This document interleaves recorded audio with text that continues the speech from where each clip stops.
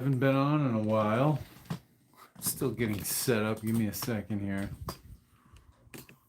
I'm back in the month of June.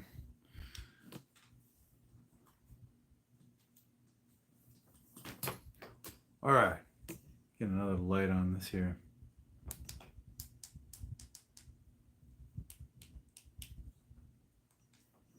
Whoops.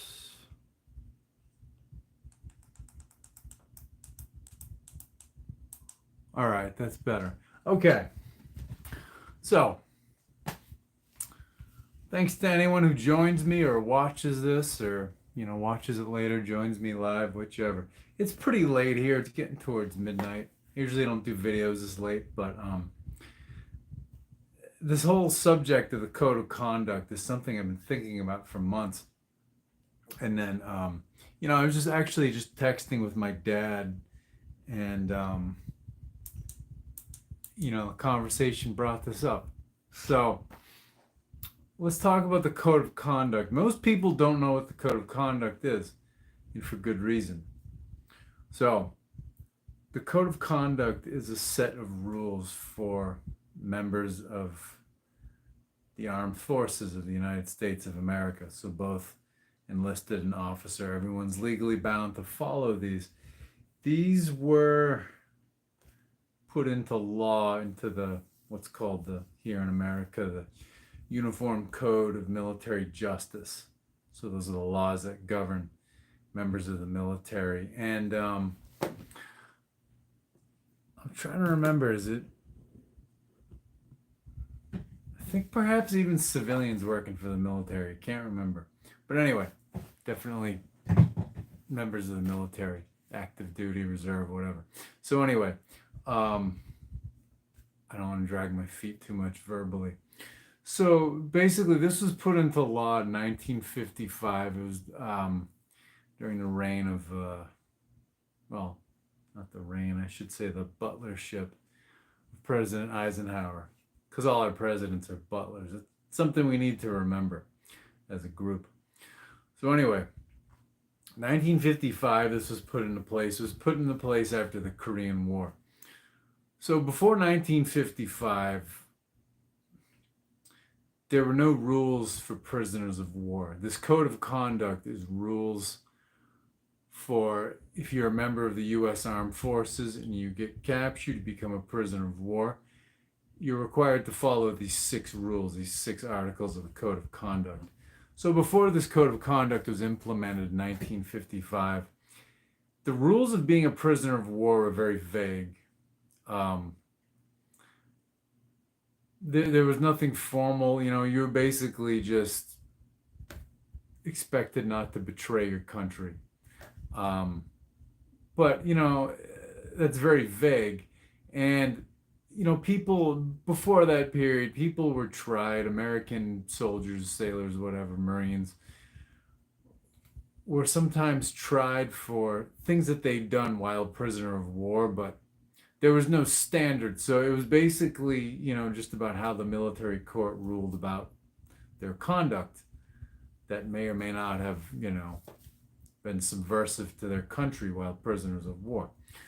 So 1955, these rules were put into place. So I'm going to put these in the comment section so you can read them. So this seems like a very, this code of conduct for the U.S. military seems very specific, right?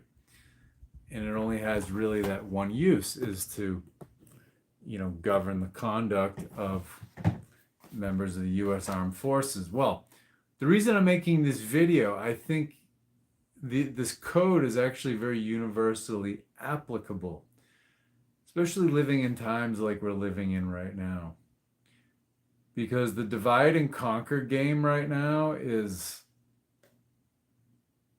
perhaps never been played more aggressively by the establishment, by the powers that be, by the brain that runs both the left and the right wing of the eagle. Because, the eagle is the national bird, one of the national symbols of the United States of America. The eagle has 2 wings. It has a left and a right wing. Nobody can argue that. What we don't usually think of is the eagle has one brain, a single brain. So this brain that runs the left and the right wing is very aggressively working this divide and conquer program. And it's interesting. It's like you have the No Kings protest in the same week as the military parade that celebrates the United States Army's 250th birthday. And it's a grandstanding event for Mr. Trump, of course. You know what I mean? And there's a possibility that at some point in the future, the military may be disastrously, in my opinion, used to fight the Chinese or some such adversary like that. But anyway, what a coincidence all this happens in the same week. The single brain that controls the left and the right wing of the eagle. In the same week, you get this whole Iran, Israel fear porn. That's not going to escalate to World War III like a lot of people would want it to, but it's alarming. So anyway, the point is the divide and conquer program, it's running full tilt right now. So in my opinion, this code of conduct is a way for us to help that to backfire, to neutralize it. So people may still be asking, well, how is this applicable to all of us civilians here in America? I think it is applicable. It's also applicable to people everywhere. So you have to take a little creative license. So I'm going to read these articles one by one. You have to not take these so literally. Take a little creative license, and you replace the word America with whatever society you live in, whatever your tribe is. You can apply it to humanity in general. But, that gets a little tricky because this word humanity, it can be very vague. And we're manipulated all the time with vague terms. Back in the days when people went to war for their kings, you could hold that king responsible. It was very easy to do that. These days where we go to war for democracy, for justice, for freedom, for whatever the fuck, social justice, change, all of that shit is so vague. It's impossible to define it. It's like terror. It's like having a war on terror. All of those terms I mentioned, freedom, democracy, justice, social justice, fairness, all this shit, equality, they're so fucking vague, you can't really define them. And then because we fight for vague terms, the politicians can always weasel out of responsibility, and they do it every time. So basically, to make this universally applicable, we have to admit something that's not very easy to admit. We have to admit that we're prisoners within a war, an ongoing war. And that's not easy to do. Maybe most people never could admit that. But it's interesting. I grew up in Massachusetts, kind of right, I don't know, central Mass, right where Western Massachusetts begins. There's a living museum called Old Sturbridge Village. It's a working agricultural village, pre-industrial revolution, post-revolutionary. The point in bringing that up, they used to fly the civil flag, the American civil flag, that has vertical stripes instead of horizontal stripes. We used to have two flags. We had a war flag and a civil flag. The civil flag, the peacetime flag, is vertical stripes. Vertical. Let me see. Get this fucked up.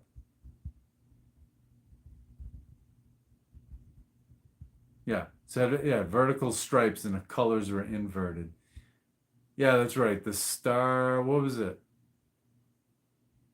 The stars were red, and then the stripes were blue and white, if I remember correctly. I'll use it for the thumbnail. But anyway, we had the civil flag with the vertical stripes, and the war flag had the horizontals. So these flags had inverted color schemes. So when the Civil War started, the war flag was raised by the federal government. It was never lowered after 1865. The civil flag was never raised. So the US government's been at war since then. Well, at war with who? Well, with all of us. You know, as a former Black Panther who calls the modern United States the plantation reservation, because he said we're all on it. You know, they took the masters of North America, you know, they eventually took all the policies they used against, you know, the indigenous peoples, the American Indians, the policies of like the slave plantations, Jim Crow, and they used these policies on all of us.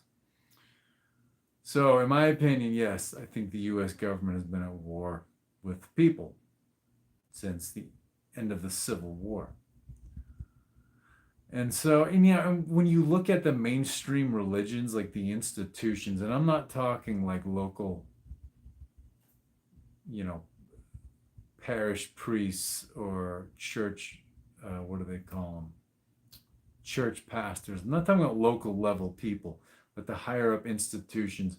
When you look at the major religions of the world, like Christianity, Islam, Buddhism, Judaism, they're very much at war with their congregations because they're always instilling feelings of guilt and self-loathing, and they educate people from childhood to hate themselves, to feel guilty, to feel unworthy. That's very abusive.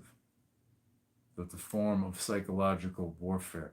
So we're all prisoners of war, in my opinion. I've had this feeling, most of my life, I've felt like I was in some sort of incarceration. This world never, since I can remember as a little boy, it never felt like what it was promised to be, you know, what it was sold as.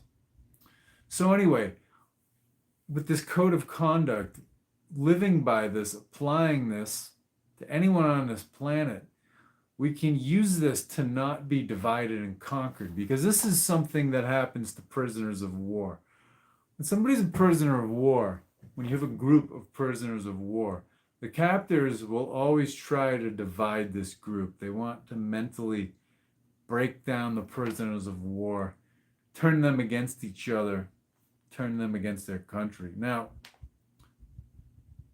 in modern times, every single war was pretty much was fucking stupid and needless. You know, you look at even World War II, the whole thing was started and funded by Americans. And even the Nazi movement was promoted by Americans. All their like racial purity, eugenics, that all came from Americans. So even that, you know, as just and as righteous as it seems, the whole thing was created by Americans. You know, I should make other videos about this, but you know, there are researchers who found that, you know, Bolshevism, you know, all forms of socialism, Nazism, Bolshevism, they were all created by American bankers to make more fucking money. World War II happened because of that. It's not the reasons we're told.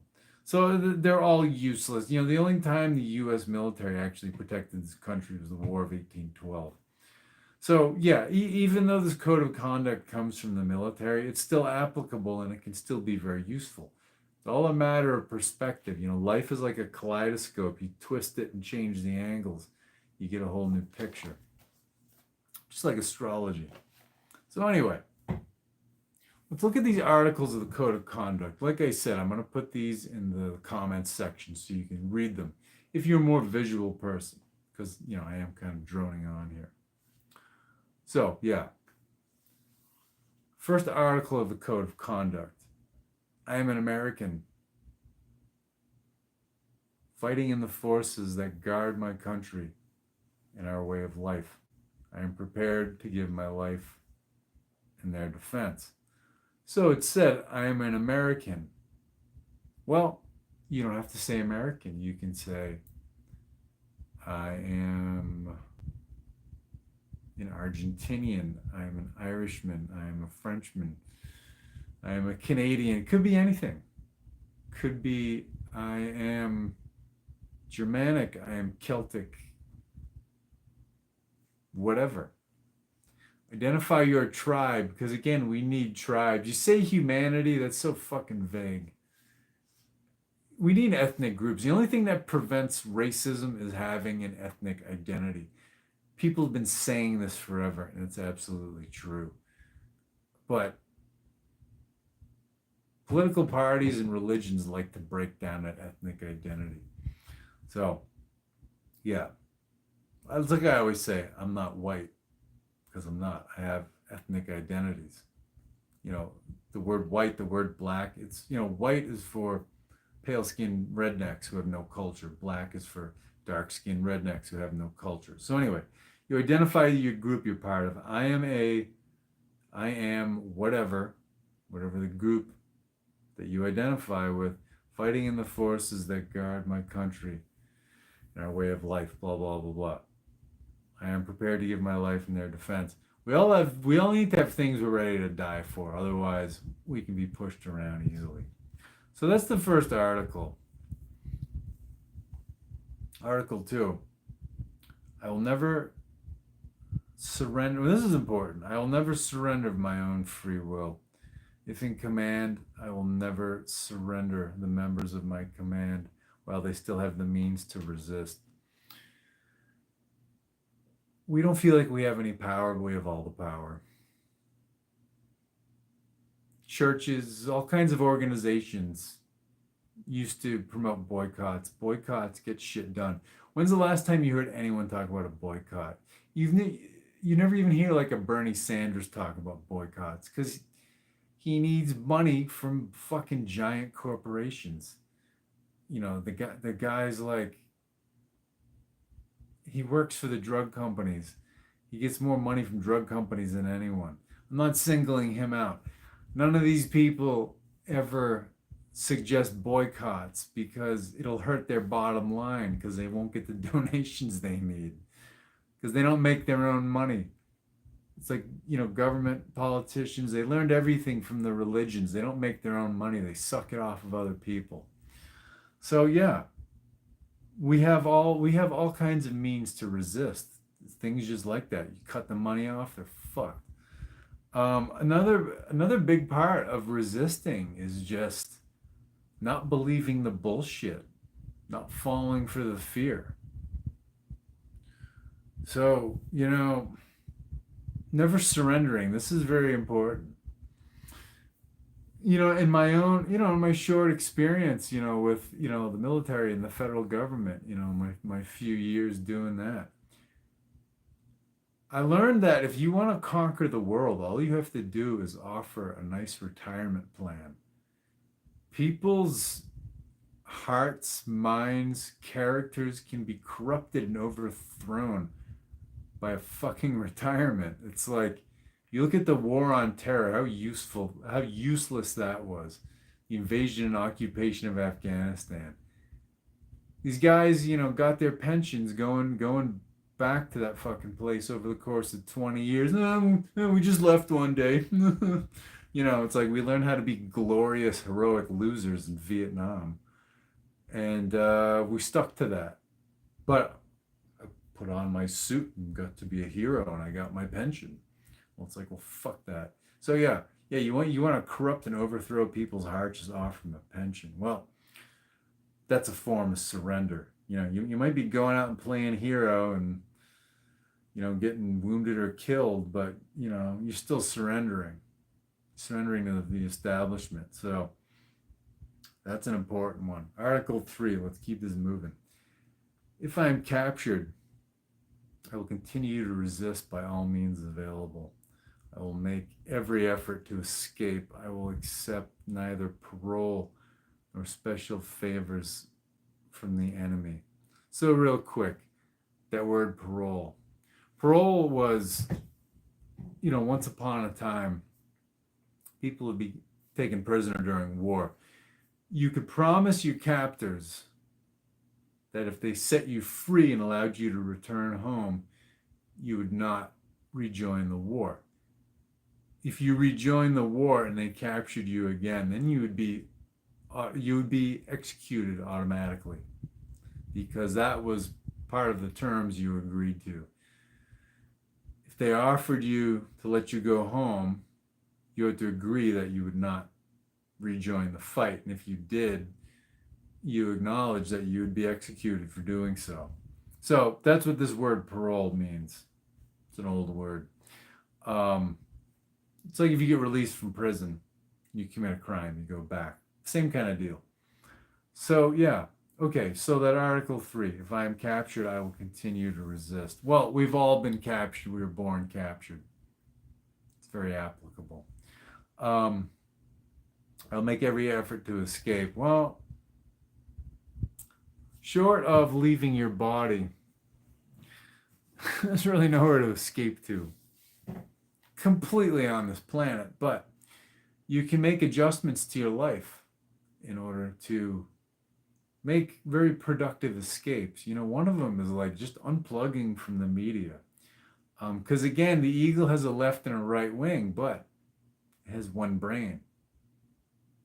The brain runs the fucking media. That's a big one, because the media runs a divide and conquer program.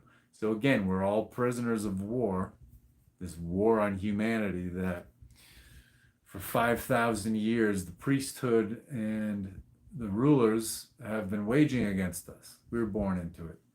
So you find ways to escape, you find ways to resist. So I like that. And accept no special favors. So special favors from the enemy. This is like, as a prisoner of war, you're expected to be treated just like your fellow prisoners of war. So if you're offered better food, better living conditions than everyone else, you don't take those special favors. You don't take those better conditions, because you have to maintain your solidarity with your fellow prisoners. So the deal is, you don't take the better treatment if everyone else doesn't get it too. It's a form of solidarity. And this is what this code of conduct is all about. It's all about solidarity. Article 4. If I become a prisoner of war, I will keep faith with my fellow prisoners.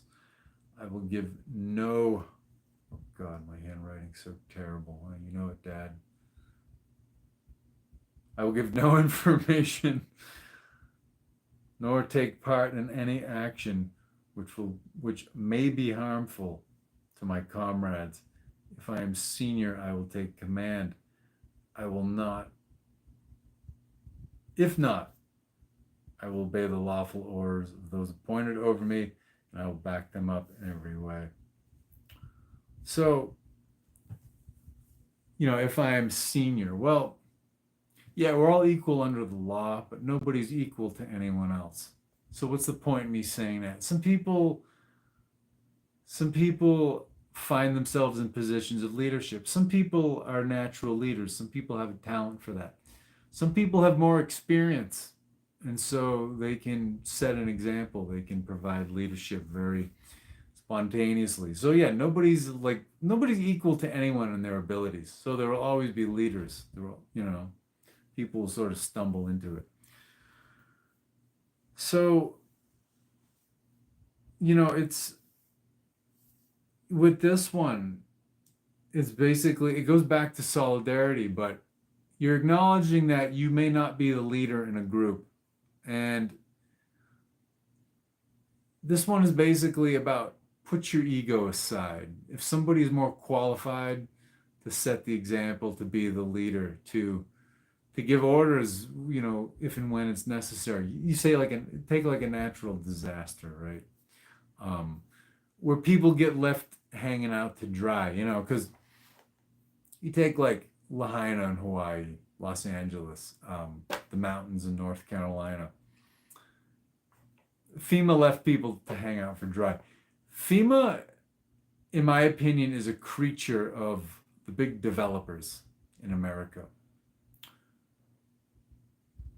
They always steal land from people who've had their houses devastated and have been pushed off it. It's just what they do. Um,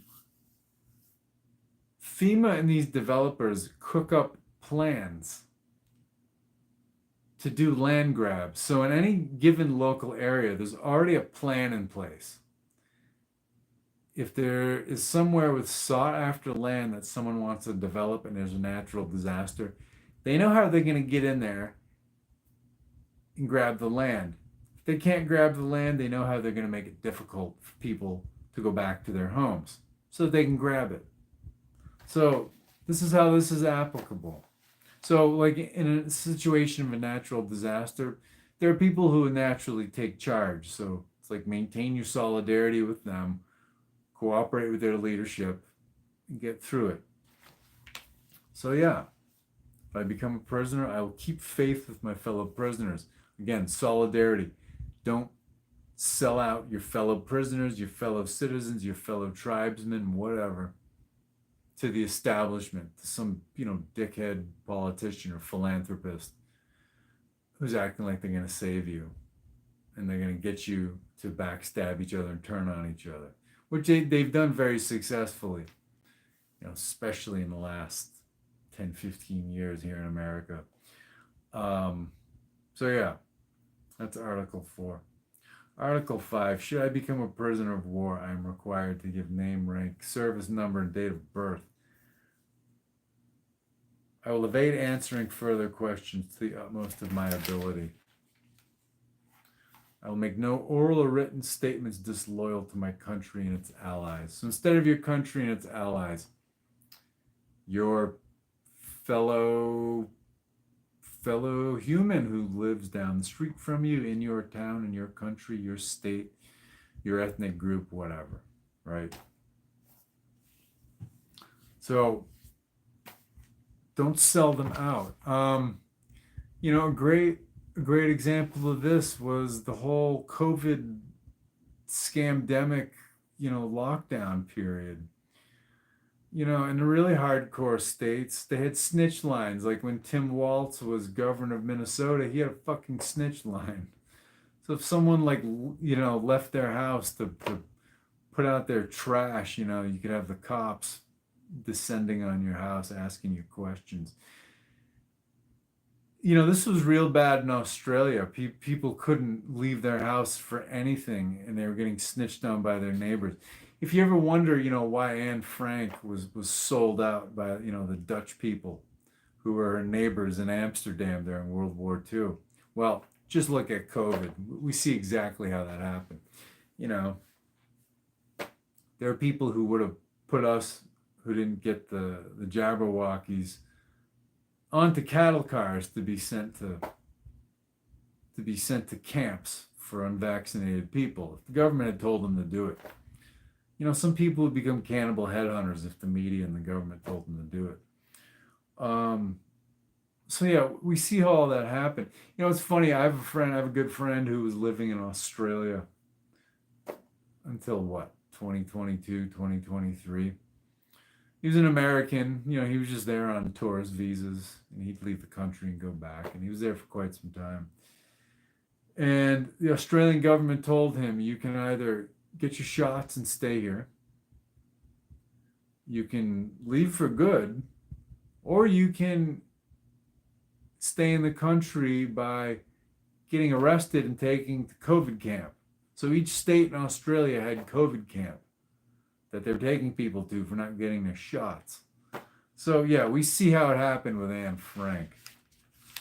So yeah, don't squeal on your fellows. That's that in a nutshell. All right, Article 6, the last one. I'll never forget that I am an American fighting for freedom, responsible for my actions and dedicated to the principles which made my country free. I will trust in my God and in the United States of America. So This one, substitute the words if you're not American or if you're not, focused on being an American. So, yeah. And if you're like, well, I'm not fighting, I'm just like living my life. Well, you are fighting. Life is a battle. Life is a battle to be yourself.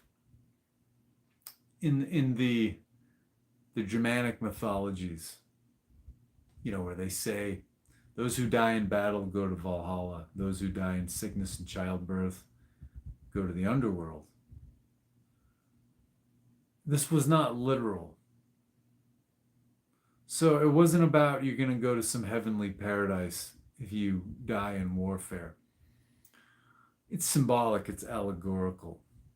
The cult of the assassins, that were an offshoot of Sufi Islam. Yeah, they had that. That's where the whole 70 virgins things, with the terrorists, if you die as a suicide bomber, you get your 70 virgins. That goes back to the medieval cult of the assassins. But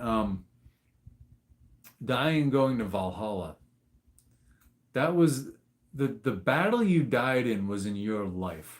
So you fought a battle against guilt, against groupthink, against conformity, to be who you really are in your heart. And you fight for that. You may accomplish that, you may not. But the point is, you died fighting for it.